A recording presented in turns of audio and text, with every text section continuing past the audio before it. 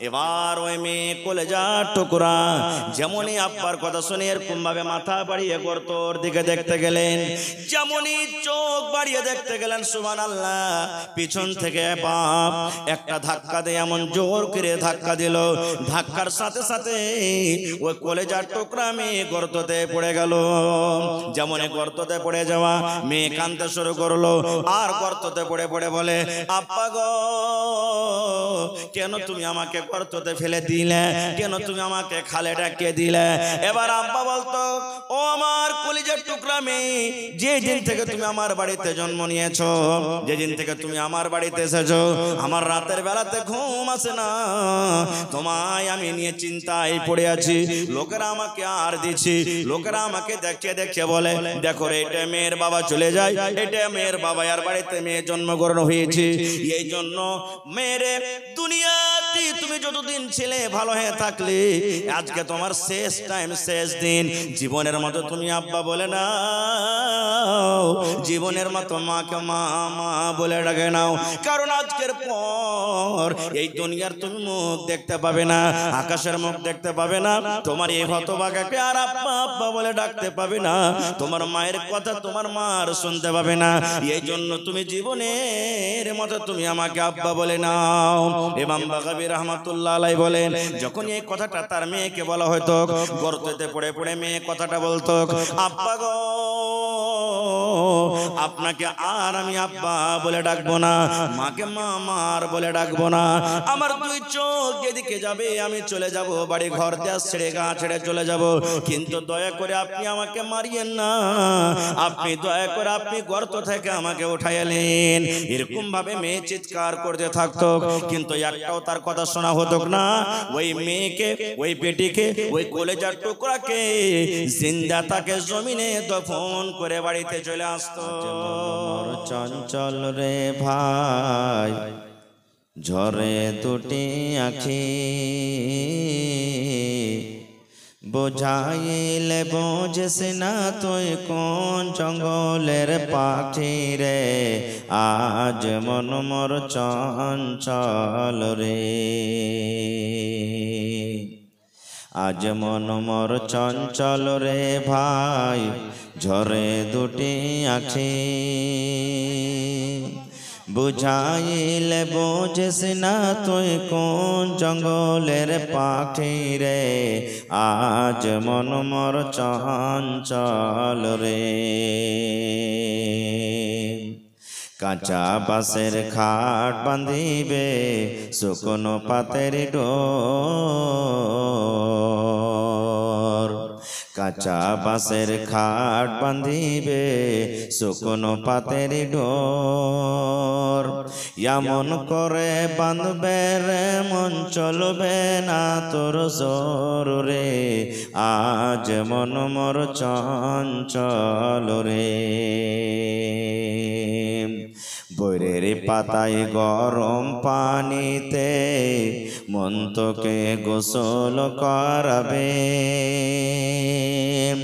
বৈরের পাতায় গরম পানিতে মন তোকে গোসল করাবে, গোসল করাইয়া মন তোকে কাফন পরাবে রে, আজ মন মোর চঞ্চল রে।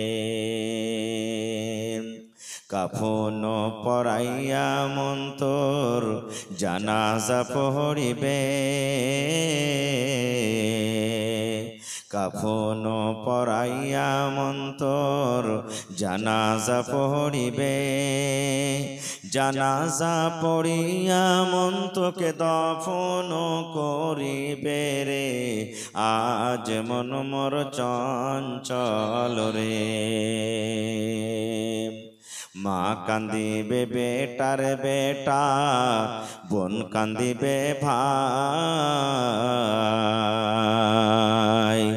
মা কান্দিবে বেটার বেটা, বোন কান্দিবে ভাই, ঘরের বেগম সেও তো কাঁদবে আর তো কেহ নাই রে, আজ মন মোর চঞ্চল রে। মা কান্দিবে বেটার বেটা, বোন কান্দিবে ভাই, ঘরের বেবি সেও তো কাঁদবে আর তো উপায় নাই রে, আজ মন মোর চঞ্চল রে, আজ মন মোর চঞ্চল রে ভাই, ঝরে দুটি আঁখি বুঝাই বুঝিস না তুই কোন জঙ্গলের পাখি রে, আজ মন মোর চঞ্চল রে। নারে তাকবীর। আজকে জলসার যোগ্যতমায় শ্রদ্ধেয় সভাপতি সাহেব, উপস্থিত উলামায়ে কেরাম, সামনে বসে থাকা ইসলাম দরদি দিন দরদি ভাই ও বাবাজিরা, পর্দানাসীন মায়েরা এবং খালারা, সমস্ত তারিফ ও গুণগান সেই মহান আল্লাহ তাবারাক ওয়া তাআলার জন্য, যে মহান আল্লাহ তাবারাক ওয়া তাআলা আজকে আমাদেরকে নরম গরম বিছানাকে ত্যাগ করে এই শামশেরগঞ্জ মসজিদের জালসার পিন্ডালের তলাতে একত্রিত হয়ে বসে কিছু বলার শোনার তৌফিক দিয়েছেন। তাই আমরা সে আল্লাহর প্রশংসা করি, অন্তর থেকে মোহাব্বতের সাথে একটু সকলেই পড়েন আলহামদুলিল্লাহ। একটু জোর করে মুখ খুলে পড়েন ভাই আলহামদুলিল্লাহ। তারপর আমাদের শেষ নবী হযরতে মুহাম্মদুর রাসূলুল্লাহ পড়েন সাল্লাল্লাহু আলাইহি সাল্লামের পর অগণন দারুদ শরীফ শান্তির ধারা বর্ষিত হোক, আমিন। আল্লাহুম্মা সাল্লি আলাইহি আল্লাহুম্মা বারিক আলাইহি। বন্ধুগণ, আজকে আমি আপনাদের সামনে কোরআন মাজিদ থেকে কয়েকটি আয়াত তেলাওয়াত করেছি এবং আল্লাহর নবী মুহাম্মদ সাল্লাল্লাহু আলাইহি সাল্লামের একটি হাদিস পড়েছি। সে আয়াত হাদিসকে সামনে রেখে আমি আমার বক্তব্য ইতি করব, আমা তৌফিকি ইল্লা বিল্লাহ। তাই আল্লাহর কাছে দোয়া করি রব্বুল আলামিন আমি যা কিছু বলবো যেন সহিহ হাদিস এবং কোরআন থেকে বলতে পারি এবং তার প্রতি ছোট বড় সকলে যেন আমরা আমল করতে পারি, তার জন্য আল্লাহ আমাদেরকে তৌফিক দেন, পূর্ণ আল্লাহুম্মা আমিন। এই ভাই তোমরা গল্প কেন করছো তো জি? গল্প করিয়া না, লাগিয়ে দাও, ছেড়ে দাও, বেঁচে যাও। ভাই মুসলমান, আমি আপনাদের এলাকাটা তো নতুন, হয়তো মোবাইলে দেখা হবেন কিন্তু সরাসরি হয়তো কত লোক দেখেননি। তবে আমি যতক্ষণ স্টেজে থাকবো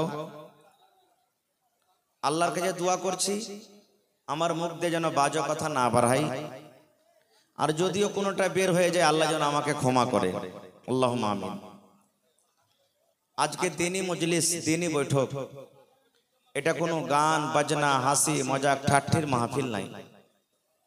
হাসি মজাক বাড়তে তো আমরা করছি, বাজারে করছি, চায়ের দোকানে করছি, রাস্তাঘাটে করছি। দিনী মজলিসে হাসি ঘাসি চলবে না, কারণ বিখ্যাত উলামায়ে কেরাম স্টেজে বসে আছেন। আল্লাহর নবী সাল্লাল্লাহু আলাইহি সাল্লাম বলেছেন যেদিন কিয়ামত কায়েম হবে, হাসর ময়দান হবে, ওই দিন আল্লাহ তাবারাক ওয়া তাআলার সামনে নবীরা সাহস করে যাবেন না। সব নবীর উম্মতেরা পরেশান, মানুষ আমরা পরেশান থাকবো।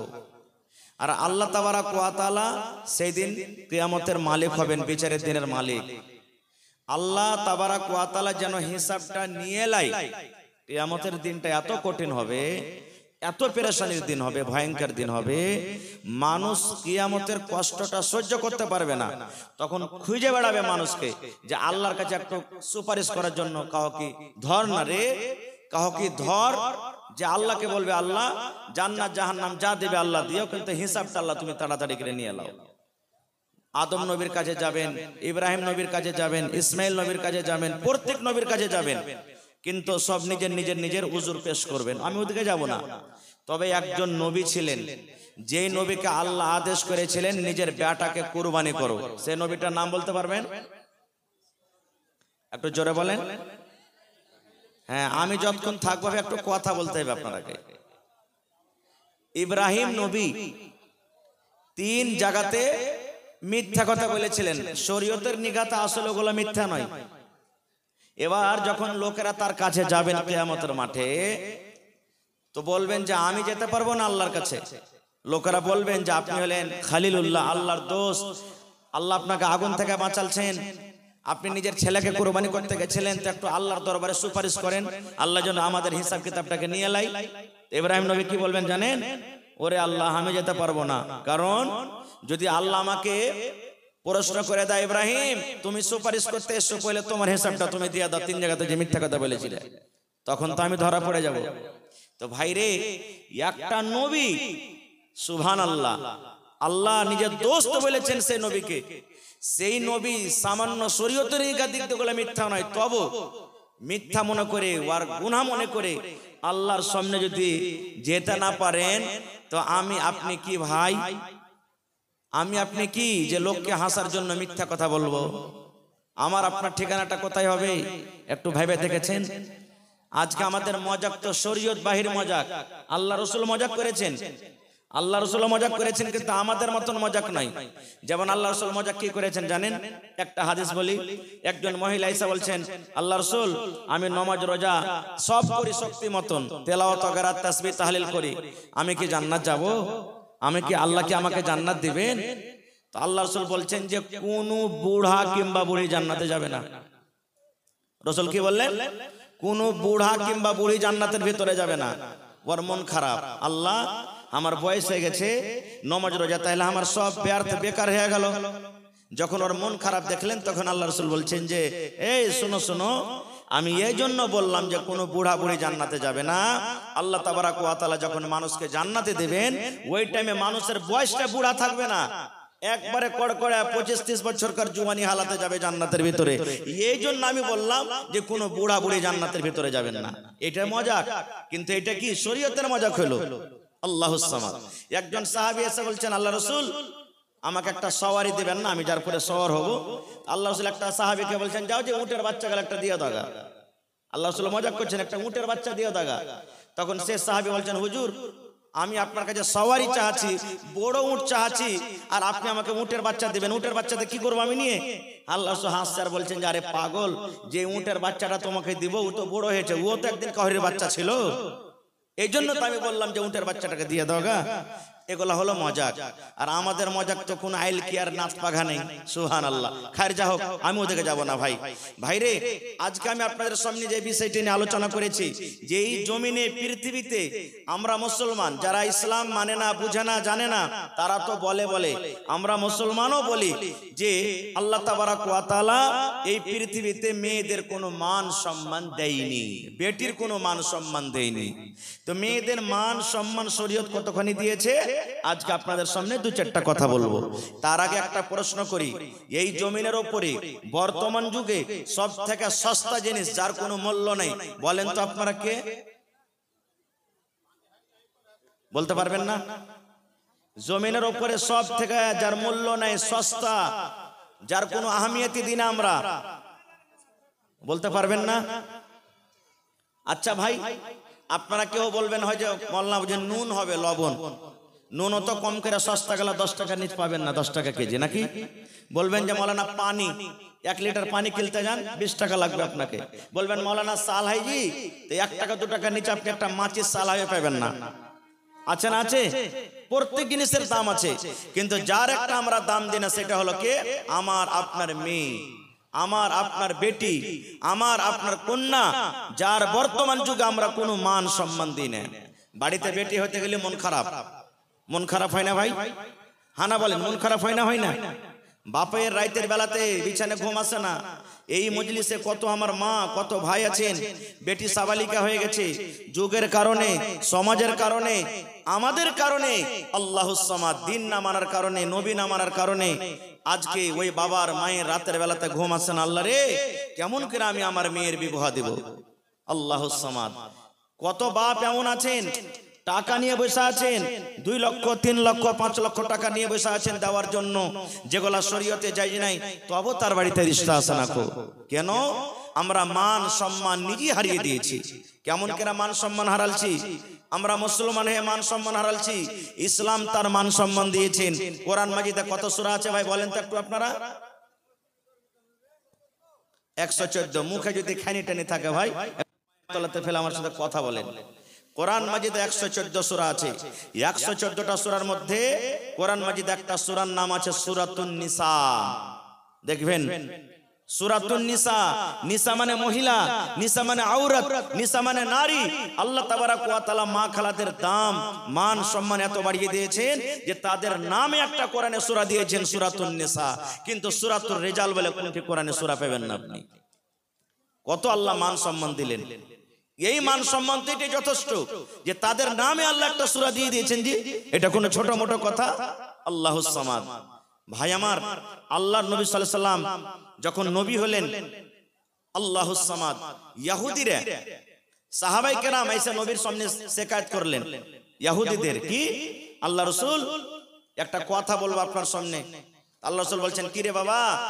বলছে যে আমাদের আশেপাশে যে ইহুদিরা আছে, ওরকে স্ত্রীর যখন হাইজ মাসিক হয়, স্ত্রীর যখন মাহিনা হয়, হাইজ মাসিক হয়, তখন ওকে বিছানে শুতে লাই না, ওর বিছানটাকে আলাদা করে দেয়, ওর হাতের খাই না, ওর রান্না বান্না খাই না, ওর কাপড় সাফ করাও লাই না, আর ওকে বিছানো পাঞ্জরে ঘুমাইতে লাই না। বলছে যে তুই জয় দিন না পাক হয়ে থাকবি, তুই আলাদা হয়ে থাক, তুই এখন না পাক হয়ে আছিস, তোর মতন স্ত্রীকে বিছানে শুতে লিব না। কে বললেন? সাহাবায়ে কেরাম। ইহুদিরা এরকম করত, নবীর সামনে শিকায়ত করলেন। সুবহানাল্লাহ। এবার নবীজি কি বললেন জানেন? রে আমার উম্মতের দল, ও আমার উম্মতেরা, সাহাবারা, তোমরা শুনে নাও, যদি কোনো মহিলা, যদি কোনো নারী, যদি কোনো মহিলা হাইজের হালাতে থাকে, মাসিকের হালাতে থাকে, তাইলে তার শরীরটা নাপাক এরকম হয় না রে যে তার স্বামী তার পাঞ্জরে ঘুমাতে পাবে না, তার হাতে খেতে পাবে না, রান্না করা খেতে পাবে না, রুটি বানা খেতে পাবে না, ভাত তৈরি করা খেতে পাবে না। সব করে তুমি খেতে পারো, তার গায়ে গা লাগিয়ে তুমি ঘুমাইতে পারো, তোমার স্ত্রীকে তুমি চুমা খেতে পারো, তার ভাত রান্না তুমি খেতে পারো, তোমার স্ত্রী তোমাকে পানি দেবে দেবে তুমি গোসল করতে পারো, তোমার কাপড় সাফ করে দিবে তুমি পরতে পারো। কিন্তু আল্লাহ রাব্বুল আমিন মহিলাদেরকে নিষেধ করলেন, মহিলা রে, যেদিন তুমি নাপাক হয়ে থাকবে ওই দিন তুমি নামাজ পড়িও না রে মহিলা, তুমি নামাজ পড়িও না। আল্লাহ রাব্বুল আমিন তোমার জন্য নামাজকে maaf করে দিয়েছেন। 2 দিন 3 দিন 4 দিন 5 দিন যেদিন তুমি নাপাক হয়ে থাকবে, নাপাকের হালাতে আল্লাহ তোমার নামাজকে maaf করে দিয়েছেন, তোমাকে নামাজ পড়তে হবে না। আর যদি রমজান মাসে তোমার হাজ মাসিক চালু হয়ে যায়, তাহলে যেদিন তুমি নাপাক হয়ে থাকবে রে মহিলা, তুমি রোজা ছেড়ে দাও, তুমি রোজা রাখিও না। এবার তোমার রমজান মাস যখন শেষ হয়ে যাবে, রমজান মাস যখন পার করে যাবে, আরো যে আগামী বছর রমজান আসার আগে আগে 11টা মাস বাঁচি, 11 মাসের মধ্যে তোমার ওই বাকি ছোটা রোজা কোটাকে তুমি পূর্ণ করে নাও। এটা নিষেধ করলেন। আর কি বললেন? রে পুরুষের দল, এ পুরুষেরা তোমরা শুনে নাও, তোমার বিবিরা তোমার জন্য হারাম আছে একটা কাজের জন্য, একটা কাজ তোমরা জেনে শুনে খবরদার করবে না। যদি তোমরা কাজটা করতে যাও তাহলে তোমাদের পাপ হয়ে যাবে, গুনাহ হয়ে যাবে, তোমরা গুনাহ করে যাবে, তোমাদের দ্বারাতে ভুল হয়ে যাবে, গুনাহ হয়ে যাবে। কি কাজ করবে না রে পুরুষ? আল্লাহ রাসূল বলেছেন, পুরুষ রে, যখন তোমাদের স্ত্রীদের এমসি হবে, হায়েজ হবে, মাসিক হবে, তখন খবরদার খবরদার তোমার স্ত্রীর সাথে তুমি মিলন করিও না, তার সাথে হামবিস্তারি করিও না, তার সাথে তুমি জেমা করিও না, তার সাথে তুমি সহবাস করিও না। তুমি গায়ে গা মিলিয়ে তুমি ঘুমাতে পাবে, শুতে পাবে, কিন্তু একটাই কাজ থেকে তোমাকে শুধু বারণ করলাম, সেটা হলো তোমার স্ত্রীর সাথে তুমি মিলন করবে না। এবার যদি কোনো মানুষ বলে যে না আমি করি নিব, তো নবীর নাফরমানি করলে, আর নবীর যখন নাফরমানি হয়ে গেল তো ওই জায়গাতে গুনাহ হয়ে গেল। এবারে ওই ইহুদিরা নিজের স্ত্রীদের মান সম্মান দিত না, বিছানে নিজের স্ত্রীকে ঘুমাইতে দিত না যে তুই আলাদা হয়ে ঘুমা, কখন যখন হাইজ মাসিকের আলাসে থাকতো। কিন্তু এখন শরীয়ত তার মান সম্মান দিয়ে দিলে, সুবহানাল্লাহ, যে তোমার স্ত্রী তোমার পাঞ্জরে ঘুমাবে, কোনো গুনাহ নেই।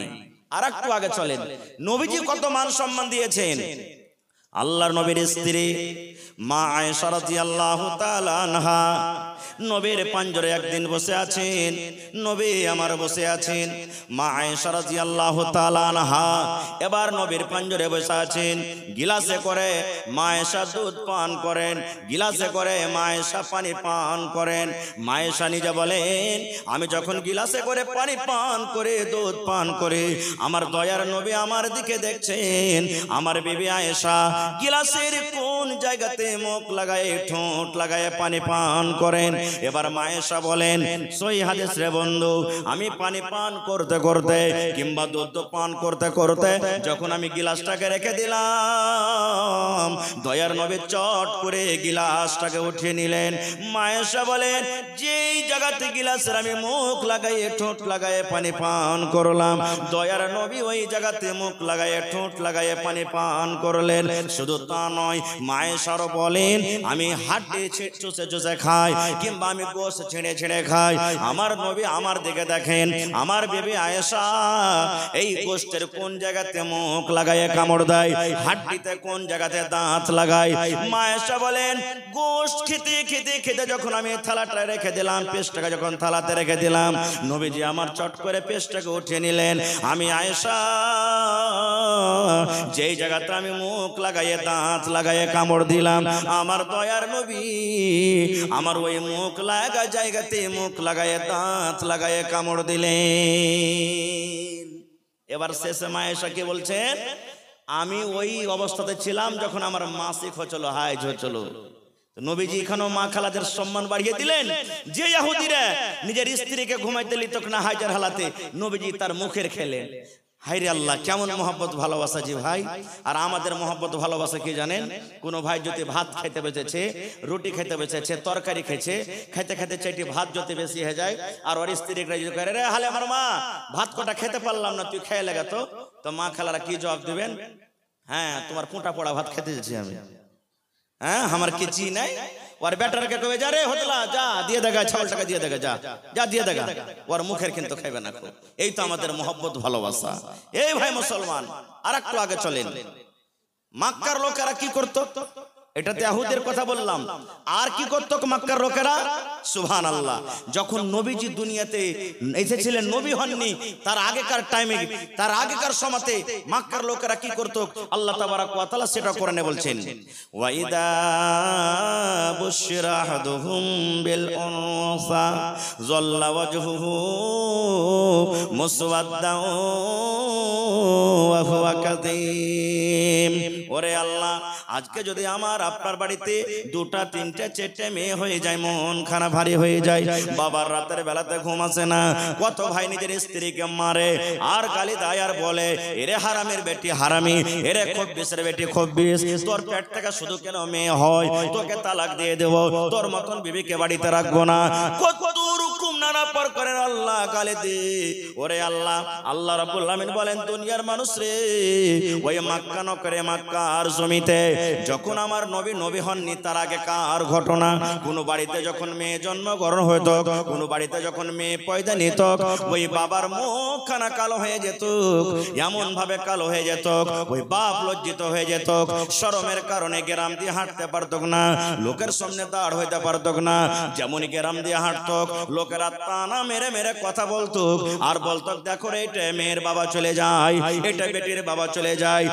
এই শরমে, এই ভয়ে, এই ডরে ওরে আল্লাহ নিজের মেয়েকে তারা জমিনে দফন করে দিত।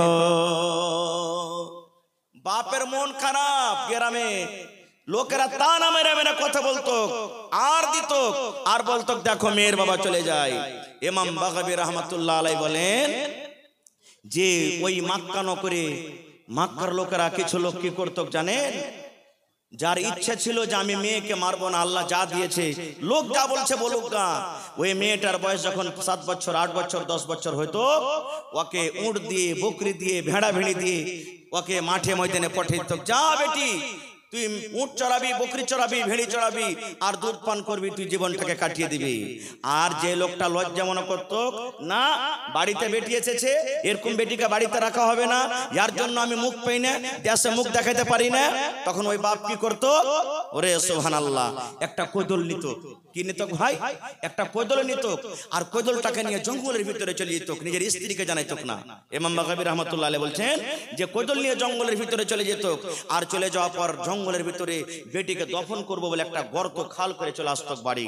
আর বাড়ি আসার পর তখন নিজের স্ত্রীকে বলতো, রে আমার বেবি, ও হালেমার মা, এ জামিলার মা, এ খালেদার মা, এ জায়েদার মা, আমার মেয়ের বয়স 8 বছর 7 বছর হয়ে গেল, কাঠিয়ারের মার্কেট কেমন হয়, জীবনে কোনোদিন আমার মেয়েটা বাজার দেখেনি, বাজার ঘুরেনি, নানির বাড়ি জীবনে কোনোদিন আমার মেয়ে জেনি, এক কাম করো রে বেবে, আমার কলেজার টুকরাকে তুমি সুন্দর করে সাজাইয়া দাও, সুন্দর করে তাকে নতুন জামা কাপড় দিয়ে দাও, সুন্দর করে তাকে তেল কাজল দিয়ে দাও, কারণ আমি তাকে মেলা ঘুরতে নিয়ে যাব, বাজারের দিকে নিয়ে যাব। হায় রে মা, মা জানতো না আমার স্বামী কেন আমাকে এরকম কথা বলেন। মা মনে মনে বলতো, আল্লাহ রে, আমার মেয়েটাকে মনে হয় আমার স্বামী আর মারবে না, তারপরে দয়া হয়ে গেছে, তারপরে ময়া হয়ে গেছে, তাকে ভালোবেসেছে, যার কারণে এত সুন্দর করে কথা বলেন। মা খুশি খুশি হয়ে ওরে আল্লাহ সুন্দর করে নিজের মেয়েকে গোসল দিয়ে, নতুন জামা কাপড় পরায়ে, তেল কাজল দিয়ে নিজের স্বামীর হাতে তুলে দিতেন। এবার স্বামী কি করতেন? নিজের মেয়ের হাত কানকে ধরে টানতে টানতে টানতে মেলা দেখার বাহানাতে কোথায় নিয়ে যেতেন? ওই জঙ্গলের ভিতরে তাকে নিয়ে চলে যেতেন, যে জায়গাতে কোনো বাড়ি নাই, যে জায়গাতে কোনো গ্রাম নাই, যে জায়গাতে কোনো লোকজন নাই। এবার হাঁটতে হাঁটতে মেয়ে বলতো, আব্বা গো, কোথায় আপনি আমাকে নিয়ে যান? এই জায়গাতে কোনো বাড়ি নাই, এখানে কোনো দোকান নাই, এখানে কোনো লোকজন নাই, এখানে কোনো রকমের মেলা নাই, বাজার নাই, কোথায় আপনি নিয়ে যাবেন? এবার আব্বা বলতেন, বেটি রে, এই জঙ্গলের পর, এই জঙ্গলটা পার করার পর একটা বাজার আছে রে মেয়ে, ওই বাজারে তোমাকে নিয়ে যাব, তুমি তাড়াতাড়ি করে চলো। এই কথা বলতে বলতে ওই জঙ্গলের ভিতরে যেখানে গর্ত করে এসেছিল, গর্তর পাঞ্জরে নিয়ে যেত, আর নিয়ে যাওয়ার পর সুবহানাল্লাহ তাকে বলা হতো কি? বাপ বলতো, বেটি রে, এই গর্তটা কত বড় আছে রে মা, তুমি একটু নজর করে দেখো তো, একটু দেখো তো, চোখ মেল করে দেখো তো, এই খালটা কত বড় আছে। মাসুম বাচ্চা তো জানে না আমার আব্বাজান কেন আমাকে গর্ত দেখতে বলছেন। সুবহানাল্লাহ। এবার ওই মেয়ে কলেজার টুকরা যেমনই আব্বার কথা শুনে এরকম ভাবে মাথা বাড়িয়ে গর্তর দিকে দেখতে গেলেন, যেমনই চোখ বাড়িয়ে দেখতে গেলেন, সুবহানাল্লাহ, পিছন থেকে বাপ একটা ধাক্কা দিয়ে এমন জোর করে ধাক্কা দিল, ধাক্কার সাথে সাথে ওই কলেজার টুকরা মেয়ে গর্ততে পড়ে গেল। যেমনই গর্ততে পড়ে যাওয়া, মেয়ে কাঁদতে শুরু করলো, আর গর্ততে পড়ে পড়ে বলে, আব্বা গো, কেন তুমি আমাকে গর্ততে ফেলে দিলে, কেন তুমি আমাকে খালে ডাকিয়ে দিলে? এবার আব্বা বলতো, ও আমার কলিজার টুকরা মেয়ে, যে দিন থেকে তুমি আমার বাড়িতে জন্ম নিয়েছো, যে দিন থেকে তুমি আমার বাড়িতে এসেছো, আমার রাতের বেলাতে ঘুম আসে না, তোমায় আমি নিয়ে চিন্তায় পড়ে আছি। লোকেরা আমাকে আর দিচ্ছি, লোকেরা আমাকে দেখে দেখে বলে, দেখো রে, এটা মেয়ের বাবা চলে যায়, এটা মেয়ের বাবা, আর বাড়িতে মেয়ে জন্মগ্রহণ হয়েছে। এই জন্য মেয়েরে দুনিয়াতে তুমি যতদিন ছেলে ভালো হয়ে থাকলে, আজকে তোমার শেষ টাইম, শেষ দিন, জীবনের মতো তুমি আব্বা বলে না, জীবনের মতো মাকে মা মা বলে ডাকে নাও, কারণ আজকের পর এই দুনিয়ার তুমি মুখ দেখতে পাবে না, আকাশের মুখ দেখতে পাবে না, তোমার এই হতভাগাকে আর আব্বা আব্বা বলে ডাকতে পাবে না, তোমার মায়ের কথা তোমার মার শুনতে পাবে না। এই জন্য তুমি জীবনের মতো তুমি আমাকে আব্বা বলে নাও। ইমাম বাগাবী রাহমাতুল্লাহ আলাইহি বলেন, যখন এই কথাটা তার মেয়েকে বলা হতো, গর্ততে পড়ে পড়ে মেয়ে কথাটা বলতো, আব্বা গো, আপনাকে আর আমি আব্বা বলে ডাকবো না, মাকে মা মার বলে ডাকবো না, আমার দুই চোখ যেদিকে যাবে আমি চলে যাব, বাড়ি ঘর দেশ ছেড়ে গা ছেড়ে চলে যাব, কিন্তু দয়া করে আপনি আমাকে মারিয়েন না, আপনি দয়া করে আপনি গর্ত থেকে আমাকে উঠাইলেন। এরকম ভাবে মেয়ে চিৎকার করতে থাকতো, কিন্তু একটাও তার কথা শোনা হতো না, ওই মেয়েকে, ওই বেটিকে, ওই কলেজার টুকরাকে জিন্দা তাকে জমিনে দফন করে বাড়িতে চলে আসতো।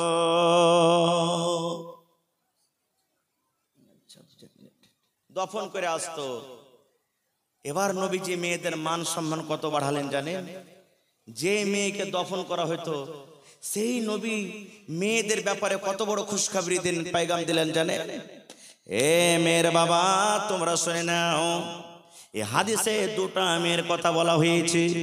যার বাড়িতে দুটা মেয়ে জন্মগ্রহণ করলো, কিংবা যাকে দুটা মেয়ে দিয়ে আজমাইশ করা হলো, যাকে দুটা মেয়ে দিয়ে ইমতিহান করা হলো, যার বাড়িতে দুটা মেয়ে জন্মগ্রহণ হলো, এখানে দুটার কথা আছে, কিন্তু কোন হাদিসে তিনটার আছে, কোন হাদিসে একটার আছে, কোন হাদিসে তিনটার আছে, কোন হাদিসে পাঁচটার আছে। সোজাসুজি কথা রে বন্ধু, আল্লাহ রাসূল বলেন, উম্মত, যার বাড়িতে মেয়ে জন্মগ্রহণ করেছে ওই মেয়েকে শক্তি হিসাবে যদি পড়িয়ে লেখি, দ্বীনি তালিম দিয়ে মেয়ে যখন বড় হয়ে যাবে, তার একটা সুন্দর জামাই দেখে, সুন্দর বাড়ি দেখে, সুন্দর ঘর দেখে যদি তার বিয়ে লাগিয়ে দিতে পারে, নবীজি এলান করে দিলেন, মেয়ের বাবারে, ওই মেয়ের বাবা আমি নবী জান্নাতের ভিতরে থাকবো। কেমন হয়ে জান্নাতে থাকবো? নবীজি দুটা আঙ্গুলকে ইশারা করে দেখিয়ে দিলেন, ও আমার উম্মতেরা শুনে নাও, এই দুটা লোক যেমন পাশাপাশি হয়ে আছে, এই দুটা আঙ্গুল যেমন পাশাপাশি হয়ে আছে, আমি নবী আর ওই মেয়ের বাবা জান্নাতের ভিতরে পাশাপাশি থাকবো। নারে তাকবীর। তাহলে এত বড় খুশখবরি পাওয়া পরও দুনিয়া যা বলছে বলুক, বাড়িতে মেয়ে জন্মগ্রহণ হতে গেলে মন ভারী করবেন ভাই? জোরে বলেন, মন ভারী করবেন? মন ভারী করতে গেলে জান্নাতের ভিতরে নবীর সাথী হইতে পারবেন না। মন খুশি করে রাখতে হবে, আর আল্লাহর কাছে দোয়া করতে হবে, আল্লাহ তুমি মেয়ে দিয়েছো, একটা খুব বড় নিয়ামত, আল্লাহ তুমি তার ব্যবস্থা তুমি করো, আমার কাছে কিছু নেই। এবার আর একটা হাদিস বলি ভাই, আমাকে লাইনটা একটু অন্যদিকে পাল্টাতে হবে, এই জন্য আর একটা হাদিস বলে দিই যে হাজী মাওলানা নবীজির কয়জন মেয়ে ছিলেন আর নবীজি নিজের মেয়েকে কত ভালোবাসতেন, এর কি কোনো হাদিস আছে? আছে, বুখারী শরীফের হাদিস। আল্লাহর নবীর 4 জন মেয়ে ছিলেন। কয়টা মেয়ে? জোরে বলে। হ্যাঁ, ছেলেগুলা সব ছোট বয়সে মারা গেছেন, আর মেয়ে শুধু বড় হয়ে মারা গেছেন। নবীজির বেঁচে থাকাকালে 3 জন মেয়ে মারা গেছে, আর মরার পর নবীজির মা ফাতেমা ছোট মেয়ে মারা গেছেন। বাস 5 থেকে 10 মিনিট আমি শেষ করছি কথা। এবার নবীকে মক্কার লোকেরা কি বলতেন? ইন্না আতাইনাকাল কাউসার ফাসাল্লি লিরাব্বিকা ওয়ানহার ইন্না শানিয়াকা হুয়াল, কি আছে বলে? হুয়াল। হ্যাঁ, আফতার বলতেন নবীকে, আরে ইয়ার জ্বর কেটে গেছে, ইয়ার বংশ সাফ, শেষ, এখান থেকেই মরে গেলে ইয়ার নাম লেনাওয়ালা কেউ হবে না। কিন্তু আল্লাহ নবীজির মান সম্মান কত বাড়িয়ে দিলেন। যখন যখন আল্লাহর জিকির আছে, আল্লাহর নাম আছে, তখন তখন নবীর নাম আছে, আছে না? আজানে দি আশহাদু আল্লা ইলাহা ইল্লাল্লাহ, তারপরে কি আছে? আশহাদু আন্না, জোরে বলেন, মুহাম্মাদার। হ্যাঁ, ওদিকে আমি যাবো না, ওদিকে আলাদা বিষয়। তবে সুবহানাল্লাহ, নবীজি নিজের মেয়েকে কত ভালোবাসতেন। নবীজি সোমবারের দিন মারা গেছেন, দিন ছিল সোমবার, একবারে 7টা-8টা বেলা, এই মতো টাইমে নবীজির সমস্ত স্ত্রীরা নবীর পাঞ্জরে বসে আছেন, সাহাবায়ে কেরাম বসে আছেন। এবার নবীজি নিজের বিবি রেখে বলছেন, কই আমার মা, আমার কলেজার টুকরা কই? নবীজি নিজের মা, মেয়েকে ফাতেমাকে মা মা বলে ডাকতেন। বলছেন, কই আমার মা, আমার কলেজার টুকরা ফাতেমা কই? দুটা কথা বলবো। ফাতেমাকে খবর দেওয়া হলো, ফাতেমা, তোমার আব্বা তোমাকে ডাক দিয়েছে, চলো তাড়াতাড়ি করে। এবার ফাতেমা রাদিয়াল্লাহু তাআলা আনহা এবার নবীর কাছে এলেন। আসার পর নবীজি মুখে কথা বলতে পারেন না, নবীজি শরীরটা দুর্বল কমজোর হয়ে গেছে। এবারে নবীজি নিজের মেয়ে ফাতেমাকে ইশারা করছেন। কি ইশারা? রে আমার কলেজা টুকরা মেয়ে, ও বেটি ফাতেমা, আমার বিবিরা আমার পাঞ্জরে বসে আছেন, আমার সাহাবীরা আমার পাঞ্জরে বসে আছেন। মা গো, আমি তোমাকে আস্তে করে কিছু কথা বলবো, যেন আমার কথাগুলো আমার সাথীরা না শুনে, আমার সাহাবীরা না শুনে, আমার কথা যেন আমার বিবিরা না শুনে। ও মা ফাতেমা, তোমার কানটা আমার মুখে মুখের কাছে লাগাইয়া দাও, আমার মুখের কাছে তোমার কানখানা লাগাইয়া দাও, আমি তোমাকে আস্তে আস্তে করে কিছু কথা বলবো, যেন আমার কথা আমার সাহাবীরা শুনতে না পায়।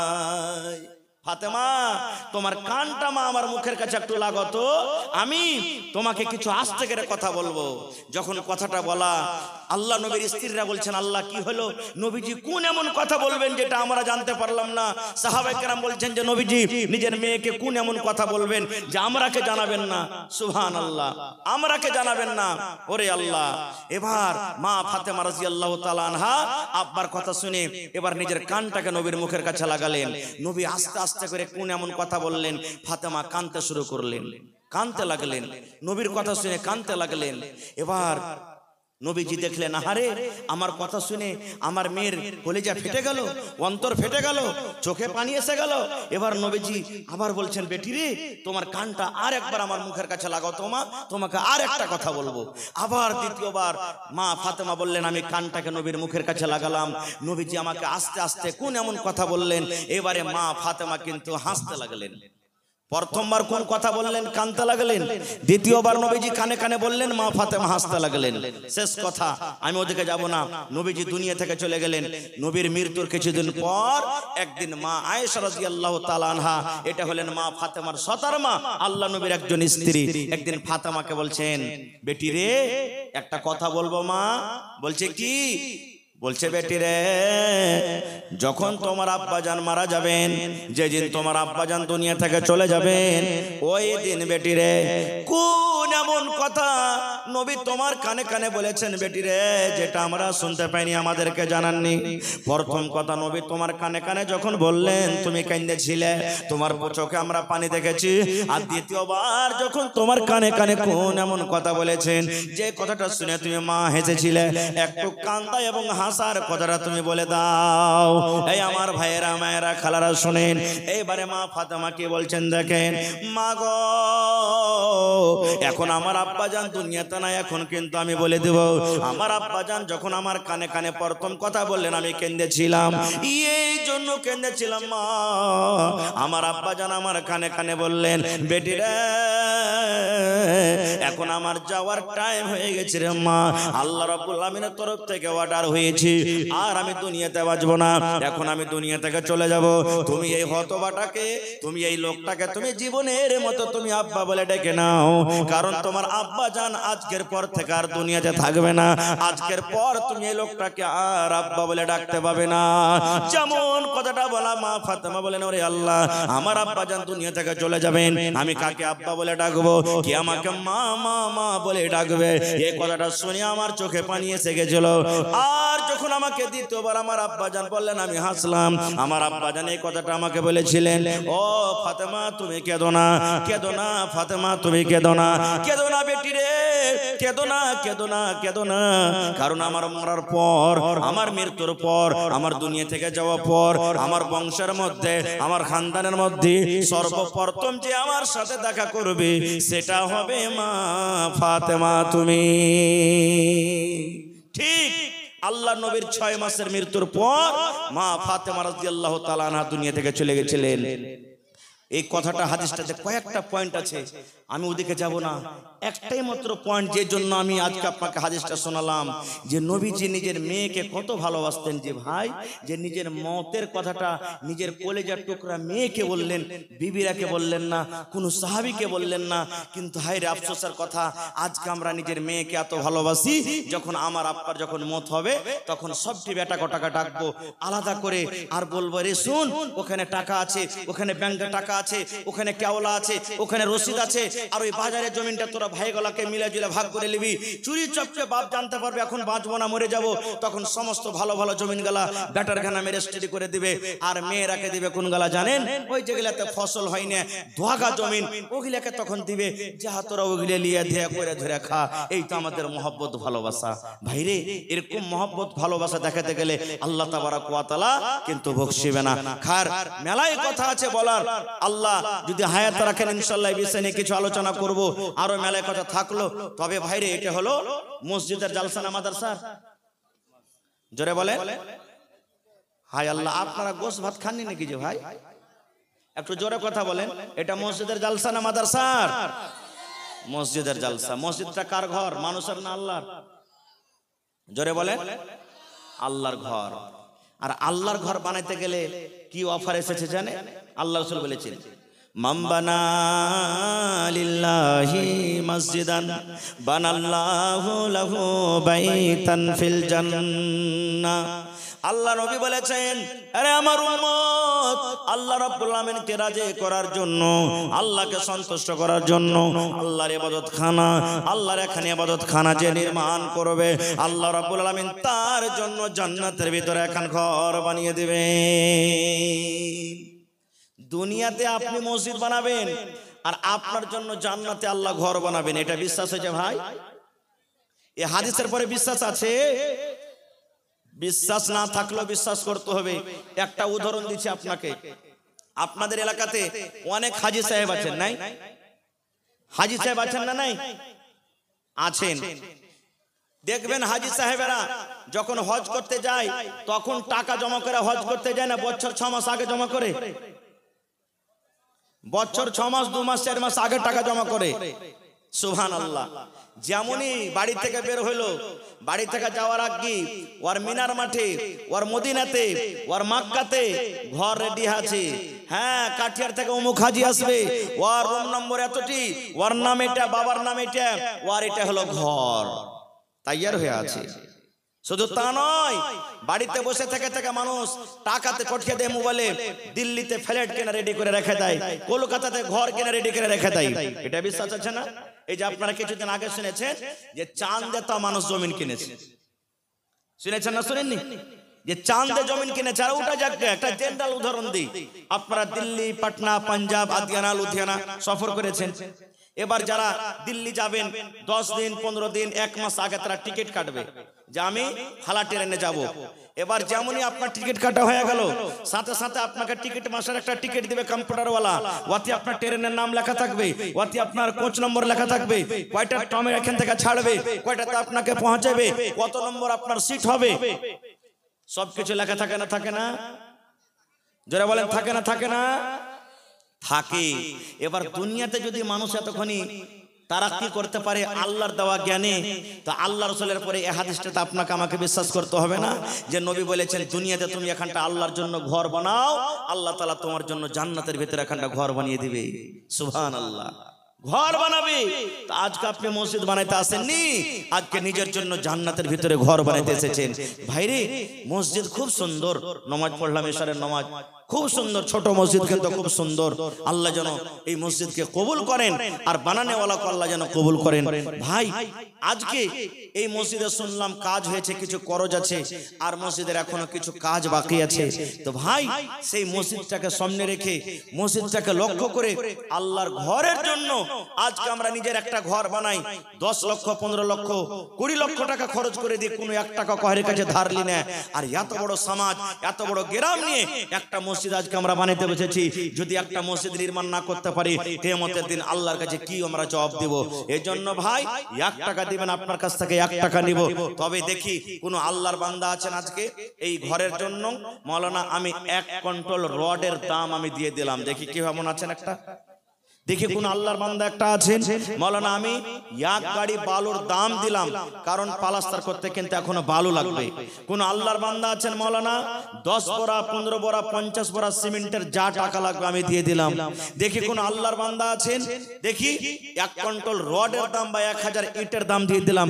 আসেন তো দেখি এলাকার মধ্যে কোন আল্লাহর বান্দা, আল্লাহর বান্দি, বীর মুজাহিদ এমন আছেন আল্লাহর ঘরের জন্য 10,000 টাকা একটা লোক দান করতে পারবেন, একটা লোক 5,000 টাকা দান করতে পারবেন, এবং 50 বড়া সিমেন্টের আমি আপনার রাখলাম আপনাদের উপরে। কেউ 1 বড়া 2 বড়া 3 বড়া 5 বড়া 10 বড়া করে 50 বড়া সিমেন্ট। দেখি কোন আল্লাহর বান্দা আছেন এত বড় মজলিসে। মায়েরা খালারাকে বলবো, মায়েরা খালারা আপনারাও দানগালা দিয়ে পাঠান, নাকের কানের হাতের পায়ের যা আপনাকে গহনা গাঠি আছে, আংটি আপনারা দানগোলা দিয়ে পাঠান। এবং কমিটির লোককে বলবো মা খালারকে পিন্ডালে চাদর দিয়ে পাঠান, আপনারা তাড়াতাড়ি করে করে আর চাদর ভর্তি করে মায়েরা খালারা দিয়ে পাঠান। আপনারা সময়টাকে নষ্ট না করে ভাই আমার হাতে 10 থেকে 15 মিনিটে আপনারা নিজের নিজের মূল্যবান দানগুলিকে দিয়ে দেন, কারণ আমার পর আরো দুজন বক্তা আছেন, তারাকে আপনাকে শুনতে হবে। এই জন্য সময়টাকে আপনারা এদিক ওদিক না কাটিয়ে 10 থেকে 15 মিনিটের মধ্যে একটু আল্লাহর রাস্তায় আসেন তো। এবং দেখি 25 জন লোকের কাছে আমি আবদার করলাম 1000 টাকার টাকা, 2 বড় করে সিমেন্টের দাম। দেখি সর্বপ্রথম বিসমিল্লাহকে করবেন 5000, 10000। দেখি কোন আল্লাহর বান্দা আছেন সিমেন্ট কিংবা 1000 টাকার টাকা 25টা লোক, দেখি কোন আল্লাহর বান্দা আছেন। ভাই জীবনে কত টাকা আসে, কত টাকা চলে যায়, সুবহানাল্লাহ। ভাই এই দেখেন আমার হাতে সর্বপ্রথম একটা দান এসেছেন, 2000 টাকার একটা দান এসেছে, মাশাআল্লাহ। এটা মাশাআল্লাহ। ভাই সালাম করবেন না, সালাম করবেন না? কি নাম ভাই? তাজামুল হক ভাই। এখন 2000, আগে